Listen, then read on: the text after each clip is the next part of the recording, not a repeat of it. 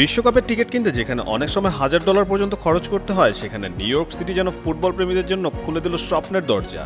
মাত্র $50 বিশ্বকাপ ম্যাচ দেখার সুযোগ পাচ্ছেন স্থানীয় বাসিন্দারা। জানা গেছে লটারির মাধ্যমে 1000 টিকিট দেওয়া হবে নিউ ইয়র্কবাসীদের।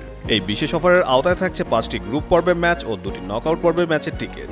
নির্বাচিত ব্যক্তিরা সর্বোচ্চ 2টি করে টিকিট কিনতে পারবেন। শুধু তাই নয়, দর্শকদের জন্য থাকবে ফ্রি বাস সার্ভিসের ব্যবস্থাও। এদিকে বিশ্বকাপকে সামনে রেখে নিউ ইয়র্ক এখন ফুটবল উৎসবে মেতে উঠেছে। টাইমস স্কোয়ার জুড়ে ফুটবল থিমের সাজসজ্জা, বিশাল বিলবোর্ড আর সমর্থকদের উচ্ছ্বাসে জমে উঠেছে পুরো শহর। এমন সময় মামদানির $50 টিকিটের উদ্যোগ সাধারণ মানুষের মধ্যে নতুন করে উত্তেজনা তৈরি করেছে বলা চলে। নিউ ইয়র্কের মেয়র জোহরান মামদানির এই উদ্যোগ ইতিমধ্যে সামাজিক যোগাযোগ মাধ্যমে ব্যাপক প্রশংসাও পাচ্ছে।